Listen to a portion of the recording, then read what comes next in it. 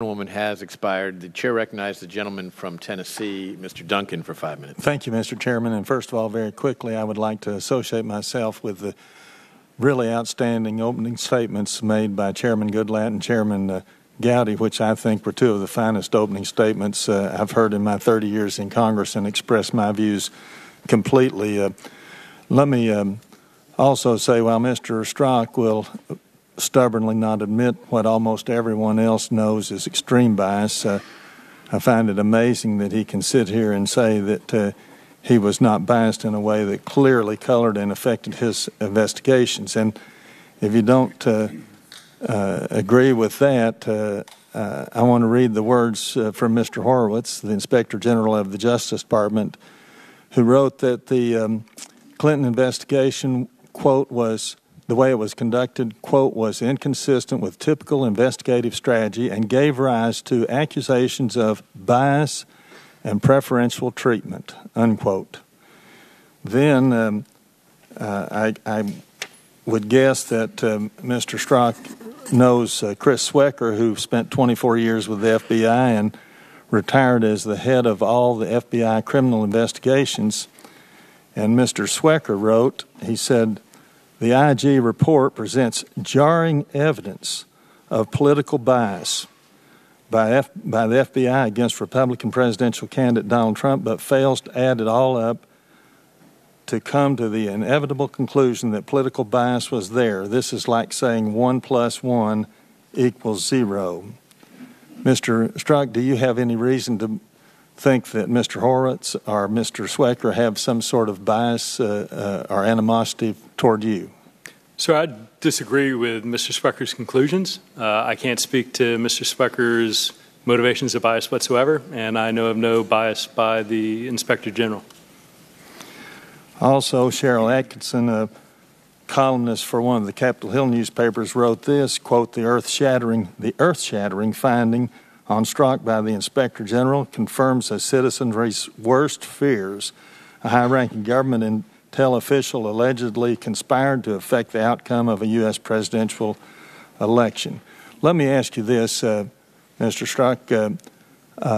You know that judges who have even minimal bias are required to recuse themselves from a case.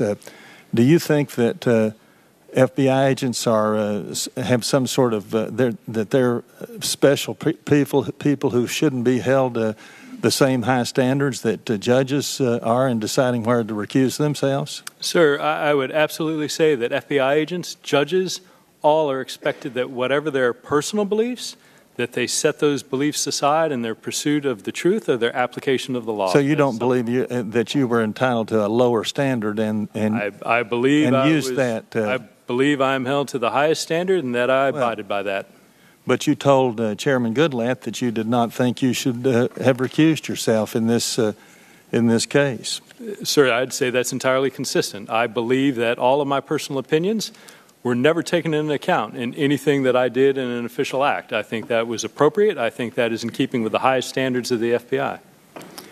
Well, I think that since both the Clinton and Trump investigations had and have such tremendous political ramifications, I think the ethical, fair, just, and proper thing would have been for you to recuse yourself and move on to other work. There were many other cases that you could have worked on that you had never expressed any bias, were there not? There were all kinds of cases. Sir, I completely disagree with you. I don't think it would have been either necessary or required for me to recuse. I think every day with the Clinton investigation, with the Russian influence investigation, with the thousands of other investigations, and when I walked in the door, the entirety of my action was dedicated to pursuing the facts, wherever they lie. You know that many times judges have defendants appear before them who, after they've been found guilty, they apologize, say they're sorry, but trying to get probation.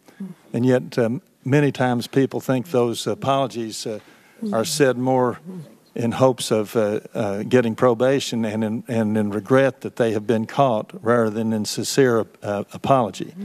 Do you feel that you should apologize in any way to the American people for the things that you have expressed, this extreme bias that you expressed? Do you have any regret? as to calling Trump supporters saying that they smelled and things of that nature. Sir, I think I expressed a couple of things. One, I don't agree with your characterization of my views as bias. I think what I clearly articulated, and I can understand those concerns, and I hope when you heard me in my opening statement, when I talked about my regret to the people, the harm and the hurt to the people that I love and my family, when I talked to the way that these texts have been used against the FBI, when I responded to questions about using a turn of phrase about, smelling when I should have said hearing or seeing or whatever the case may be, that yes, those were not intended as direct animus towards any set of people. And I hope people understand that I do sincerely regret that. So I've said The time of the gentleman has expired. And I hope you hear that.